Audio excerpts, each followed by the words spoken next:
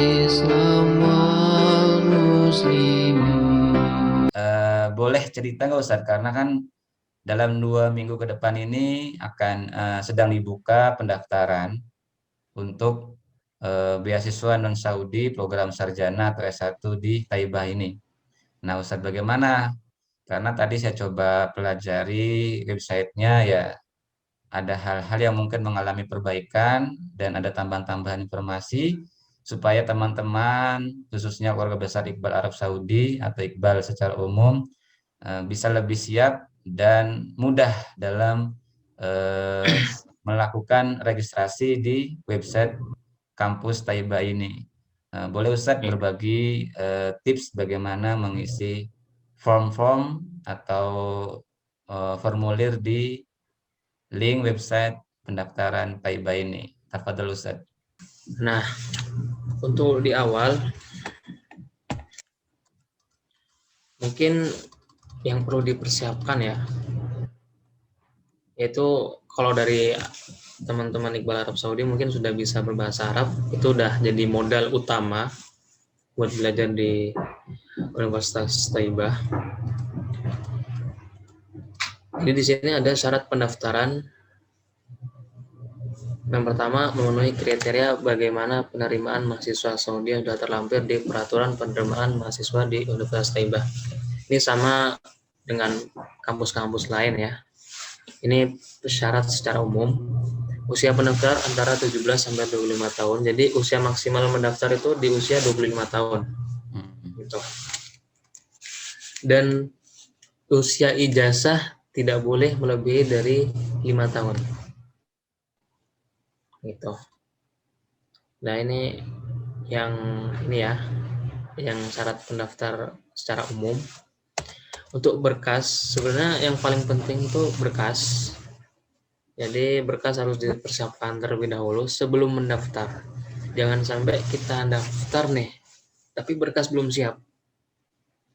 Percuma gitu kan. Kita udah ngisi data nih, ngisi form pendaftaran, udah dapat nomor pendaftaran juga. Setelah itu masuk ke langkah selanjutnya itu upload berkas. Gitu kan, upload bayanat lah, berkas. Nah, kalau berkas kita belum siap gitu kan, percuma kita daftar, nggak bakal masuk datanya gitu. Nah, jadi diusahakan sebelum kita mendaftar berkas itu harus siap. Apa saja sih yang disiapkan? Ijazah SMA atau surat. Ini semua yang ada di sini nomor 1 sampai nomor 7 ini diterjemahkan ke dalam bahasa Arab. Itu. Kedua, transkrip nilai rapot kelas 1, 2, dan 3. Jadi nilai tahun 1, tahun 2, tahun 3. Itu setiap semester atau hanya kenaikan kelasnya saja Ustaz? Bisa dirata-ratakan di antara 2 semester itu, atau kalau nggak mau ribet nih, pengalaman anak dulu, anak ngambil dari antara 2 semester itu, semester genap dan ganjil, mana nih yang paling bagus nilainya nih. Aneh ambil salah satunya. Misal yang paling bagus di ganjil, udah aneh pakai ganjil. Gitu. Dan untuk rapot yang sudah bahasa Arab kayak di Alamin, nampaknya kalau untuk rapot nggak usah diterjemahkan lagi Ustaz ya? Ya, Insya Allah tapi cukup ya insya Allah dengan bisa itu. cukup.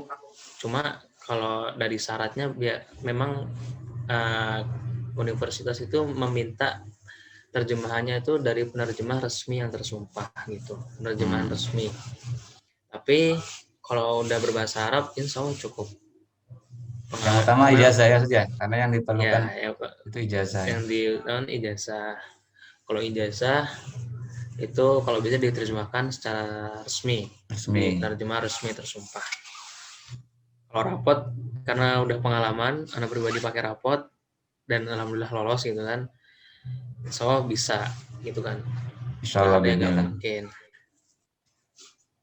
Udah paspor. Nah, paspor ini berkas paling utama juga. Paling utama setelah ijazah itu paspor. Sebenarnya paling utama itu paspor dulu. Karena paspor itu berkas internasional. Orang kalau nggak punya paspor nggak bisa daftar. Kalau mau kuliahnya ke luar negeri Ustaz ya. Nah, gitu. Kalaupun nggak mau keluar luar negeri, buat paspor aja nggak apa-apa. Insya Siapa Allah tahu nanti barokah ya. dapat barokah. Siapa tahu ntar dapat hadiah umroh misalkan. Kita nggak perlu buat paspor lagi ya. Alhamdulillah insya Allah. Setelah itu kalau paspor nggak usah diterjemahkan ya karena udah berkas internasional. Setelah itu surat kesehatan. Surat kesehatannya cukup bisa di rumah sakit terdekat atau di puskesmas terdekat bisa. Cuma nanti hasil dari surat kesehatan itu diterjemahkan lagi ke dalam bahasa Arab gitu. Berarti triknya nggak harus cek medical check up semua kan mahal tuh Ustaz ya. Jadi cukup yang istilahnya untuk meminimalisir pendanaan gimana tuh Ustaz? Sebagai informasi, untuk medical check up itu kalau ketika kita sudah dinyatakan diterima oleh kampus, barulah kita diwajibkan medical check up. Itu emang biayanya besar, jutaan. Tapi kan ini kita cuma istilahnya mendaftar. Ada dua kemungkinan, diterima dan tidak diterima, gitu kan. Jadi ya masih ngambang gitulah istilahnya. Kita hanya mendaftar. Nanti kalaupun kita diterima, itu bakal ada lagi persyaratan lagi gitu. Harus legalisir ke Kemendagri, Kemenlu, terus ke kedutaan, surat sehatnya harus di rumah sakit yang ditunjuk gitu kan, medical check up seluruh tubuh lah. Nah itu kalau udah diterima. Tapi kalau masih mendaftar demi meminimalisir biaya juga gitu kan, cukup surat kesehatan di rumah sakit terdekat atau puskesmas terdekat gitu. Yang kemudian diterjemahkan ke bahasa Arab ya. Nah, yang penting intinya diterjemahkan ke dalam bahasa Arab gitu. Surat keterangan masuk Islam itu untuk mualaf ya. Tujuh semua dokumen yang ya itu. Dan ada lagi berkas-berkas tambahan. Gitu. Jadi ada 4 berkas tambahan, bisa jadi itu tazkiyah atau surat rekomendasi, bisa juga SKCK yang dari kepolisian. Itu juga sama, semuanya berbahasa Arab. Dan juga bisa jadi ijazah hafalan Quran kalau ada. Kalau bahasa Indonesia terjemahin juga ke bahasa Arab. Pokok semuanya yang disetorkan atau yang diupload ke web pendaftaran semuanya berbahasa Arab. Kecuali prestasi paspor. Misalkan ikut lomba tingkat nasional, bisa ada sertifikat atau apa gitu kan, atau ada sanad, ijazah sanad, itu bisa juga. Yang penting diterjemahkan lagi ke bahasa Arab gitu. Baik, Masya Allah. Itu untuk berkas yang diminta. Nah kalau dari berkas-berkas itu udah lengkap nih ya, udah lengkap, barulah kita masuk ke link yang sudah tersedia, link pendaftaran. Jadi kalau link pendaftaran sekarang udah tersebar di mana-mana ya. Yeah. Link pendaftaran yang Jamiah Thaibah. Setelah itu nanti mengisi form seperti ini. Nih. Ini kayak biodata. Data pribadi. Jadi kita harus wajib mengisi ini untuk apa? Untuk mendapatkan nomor pendaftaran. Ini jelas ya? Jelas. Jelas. Itu kalau nama ada 2 saja. Nama bahasa Arab, nama Latin ya. Ini Arabi sama Indonesia, jadi nama Arab sama nama Latin. Ismul awal, ismul ab, al-jad, al-ailah. Jadi nama kita, nama bapak, nama kakek, sama nama keluarga. Nama keluarga nih Ustaz, biasanya kan gimana tuh Ustaz? Di Indonesia kan jarang tuh. Kalau di Arab, memang di Arab itu nama orang di sini itu satu suku kata saja. Semisal Ahmad, udah nama dia tuh cuma Ahmad aja. Kenapa bisa panjang? Dia tuh namanya Ahmad digabung nama bapaknya, nama kakeknya, nama keluarganya. Kayak gitu kalau di Arab Saudi. Cuma emang kebiasaan orang Indonesia aja namanya sampai 5 suku kata, 3 suku kata, panjang-panjangan lah gitu kan. Jadi orang-orang Saudi ngira itu Nama kita yang 3 suku kata itu nama kita, nama bapak sama nama kakek. Padahal bukan, itu nama kita semua. Nah, kalau saran aneh, misal ada 4 suku kata nih. Misal kayak saya kan, kayak Ana, Fata, Abqori, Hisan, El-Fauzi. Bisa ismul awalnya ditulis Fata. Ismul abnya ditulis Abqori. Ismul jadnya ditulis Hisan. Ismul ailanya ditulis El-Fauzi. Bisa kayak gitu. Tapi kalau mau nulis nama lama semuanya bisa, tapi ya nanti kepanjangan. Misal ismul awal, contoh Fata, Abqori, Hisan, El-Fauzi. Nama abnya, nama bapaknya Fulan bin Fulan gitu misalkan. Nama jadnya Fulan-Fulan. Nama ilahnya Fulan-Fulan. Jadi panjang. Kalau digabungin tuh panjang gitu. Jadi kalau namanya tiga suku kata, nama yang misalkan Abdul, Mukhlis, Abdurrahman. Berarti nama pertama Abdul ya. Keduanya Mukhlis, yang nama kakeknya Abdurrahman gitu. Abdurrahman. Nah, nama keluarganya berarti nama bapak. Ailahnya bisa dikasih nama bapak atau nama kakek. Kakek. Gitu. Kalau namanya cuma satu, Ustaz. Misal hanya Solihin gitu kan, satu kata tuh gimana? Ya. Kalau cuma Solihin ya udah tetap nulis nama ab, nama bapaknya siapa, nama kakeknya siapa, nama ailahnya cari aja nama kakek buyutnya siapa gitu. Nggak apa-apa. Atau Ini nama cuma kakeknya sekedar cuma satu nama kakek, misalkan nama kakeknya Abdullah, nama keluarganya Abdullah lagi boleh kan? boleh. Ini kan karena cuma data aja. Data aja. Iya. Tapi nanti tetap di kampus kalau udah diterima nih, itu tetap pakai nama kita. Nggak nama bapak, nama kakeknya nggak ditulis. Ini sekedar data gitu kan. Terus di sini ada ya jenis ya, kelamin ya. Jenis.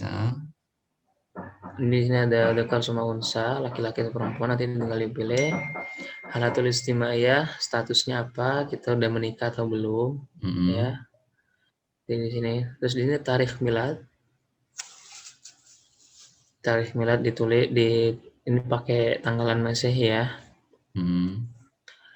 Mahalul milad ini tempat kita lahir di negara mana. Jinsiyah ini kebangsaan. Misal kita lahir, kan ada tuh kadang orang lahir di luar negeri tuh, ya kan? Tapi kebangsaannya Indonesia. Ya udah tulis aja, misal lahirnya di Malaysia, kebangsaannya apa Indonesia? Ya sesuai kalau ini ya, berarti sesuai negara lahir. Iya, kita lahir di mana sesuai akte lah kalau bisa dibilang.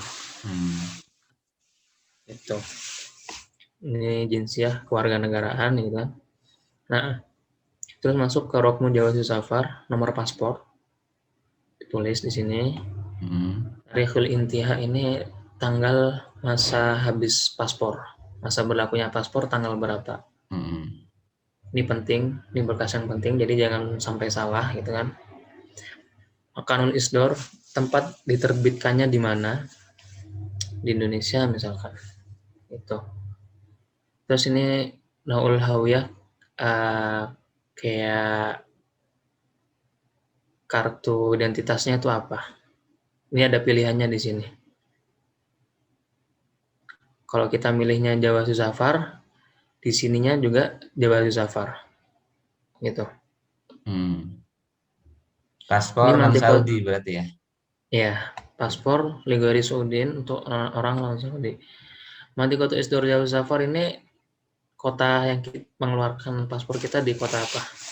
Kantor imigrasi ya berarti Ustaz ya. Misalkan buatnya di Bogor berarti Bogor. Iya, misal sesuai buatnya Probolinggo berarti Ustaz ya. Soalnya di paspor itu ada tulisannya. Ya, ini dikeluarkan di kota mana? Kantor di kantor mana gitu. Lanjut, ini nih kadang orang banyak salah di sini. Nomor HP. Jadi orang tidak mengikuti instruksi yang ada di sini.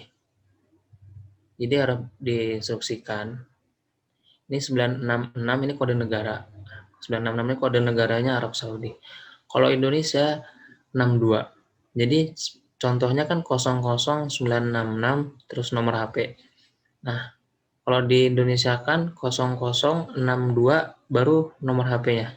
62 itu ibaratkan penggantinya 0 gitu. Misal nomor HP-nya 081 0 atau plus ya gitu. Ustaz ya. Ya. Misal 0813. Ya udah berarti 0062813. Jadi nolnya diganti 62. Kalau di sini nggak ada plusnya, jadi harus sesuai instruksi yang di sini. Gitu. Kalau yang itu Terus yang lanjut. sebelumnya Ustaz, nomor HP ada bintangnya, itu bagaimana diisinya Ustaz? Latif Badil ini nomor HP pengganti kalau sewaktu-waktu nomor ini tidak bisa dihubungi, kita masukkan nomor dari 2 nomor. Caranya Tetap sama Ustaz ya?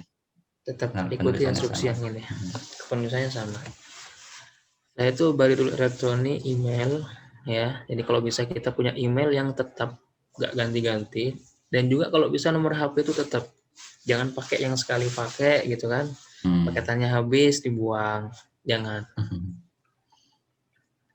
Ustaz, Ganti-ganti nomor nomor HP itu ini nggak baik. nomor HP ini harus nomor HP luar Saudi kan Ustaz ya? Karena Karena saya pribadi kemarin coba tuh ke adik kelas tuh, nomor HP-nya dia yang Roknul Jawal itu, kemudian yang HTP nomor saya yang Saudi, ternyata nggak bisa. ya, Ada perintah harus nomornya luar Saudi. Gitu. ya memang ini pakai nomor ini, nomor Indo, luar Saudi lah intinya. Karena kan ini beasiswa buat Non Saudi. selain non Saudi, selain Saudi. Gitu. Jadi kalau bisa nomornya tetap disimpan lah, pokoknya jangan ganti-ganti. Siapa tahu kan sewaktu-waktu dapat SMS atau dapat WA gitu kan dari kampus gitu, atau email. Nah, email ini penting juga. Email kalau bisa tetap jangan ganti-ganti, jangan sampai lupa password atau lupa emailnya apa gitu kan. Karena kampus Saudi itu kebiasaan juga sekarang pengumuman dikirim ke email masing-masing. Ya.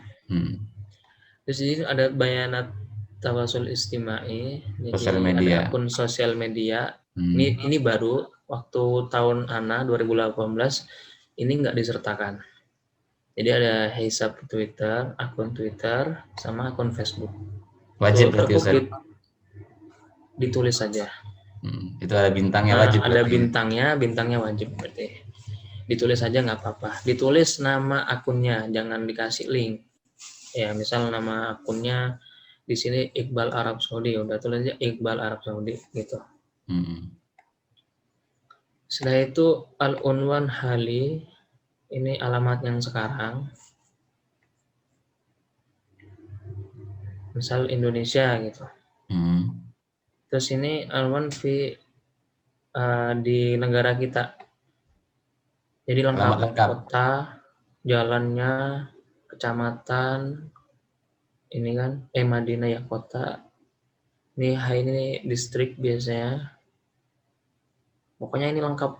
Jalan. Ya sesuai KTP lah, sesuai KTP kalau bisa gitu kan. Ini bisa ditulis dalam bahasa Latin. Nah, artinya bisa jadi alamat yang mengajukan beasiswa gitu. Sama ya dengan yang di atas. Mungkin ditulis lagi. Nah ya. Mungkin hanya lebih mungkin rinci lagi. Bagi-bagi ya, itu dipecah-pecah itu. Ya. Terus di sini bayanut wadifa in wajad. Jadi kalau ada keluarga di sini nih, ini ditambahkan. Misal punya keluarga di sini, kakak atau kalau buat akhwat gitu ya, punya mahram di sini yang udah punya iqomah dan atau kuliah di sini atau kerja di sini. Nah, ini bayanatnya di sini.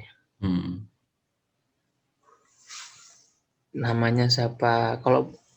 Pokoknya kalau akhwat itu kan harus ada mahramnya tuh. Kan? Harus ada mahram. Nah, mahram itu harus yang dia udah tinggal di sana, punya iqomah. Makanya mahramnya disebutkan di sini. Namanya siapa?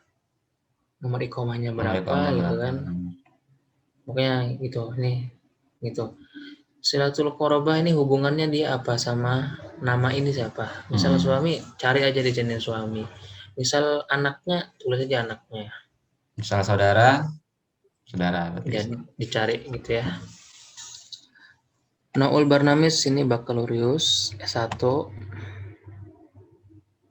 Nah, ini akhir muahal hasulat alaih. Data ini ya, riwayat pendidikan ya. Riwayat pendidikan yang terakhir. Di sini tuh ada biasanya pilihan sanawi adabi sama sanawi ilmi. Kalau adabi itu yang agama, pelajar jurusan agama. Kalau yang ilmi itu yang kadang jurusan umum, semisal IPA atau IPS. Di sini ada pilihannya. Nah, sanatu takharusnya ini sanah kita kelulusan. Dia pakai tahun Hijriah. Jadi kalau nanti diingat-ingat misal tahun kelulusannya 2020 misalkan tahun 2019 dicari aja Hijriahnya tahun berapa gitu. Nah, terus di sini takdir am. Dilihat dari ijazah kita. Rata-rata ijazah kita itu apa nilainya? Apakah mumtaz atau jiddan atau jahid? Ntar di sini tinggal dipilih. Tuh muadal tarokinya ya itu rata-ratanya berapa nilainya? Dari 100 itu berapa rata-ratanya? Kan ada tuh di transkrip nilai di belakang ijazah itu ada rata-ratanya kan? Iya. Nah, itu diisi di sini. Udah, kalau berkas udah lengkap semua, udah diisi, bukan berkas ya, data udah diisi semua, tinggal di checklist di sini. Terus tasjil bayanat. Nah, setelah tasjil bayanat itu kita nanti dapat rokmul istimaroh namanya. Nomor pendaftaran. Nah, nomor pendaftaran itu disimpan baik-baik. Gitu kan? Kalau bisa di screenshot. Nah, setelah di screenshot baru kita masuk ke portal pendaftaran lagi untuk penguploadan berkas. Ya, jadi seperti itu untuk langkah-langkahnya, Ustaz. Mungkin kalau yang penguploadan berkas. Langkah bawahnya itu, Ustaz, ada lagi nggak, Ustaz? Di bagian bawah, Ustaz. Kalau dia sudah, itu terakhir. Ini terakhir. Karena setelah halaman ini ada upload dokumen itu, Ustaz.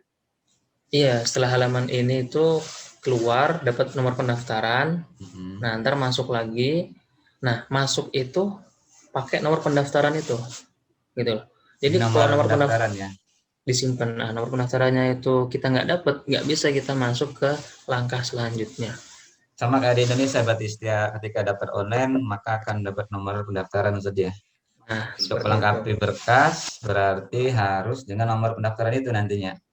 Ya. Yang masuk ke email atau gimana, Ustaz? Enggak ke email, langsung keluar di sini di webnya itu. Makanya Ana bilang ya, di screenshot atau dicatat dengan baik-baik.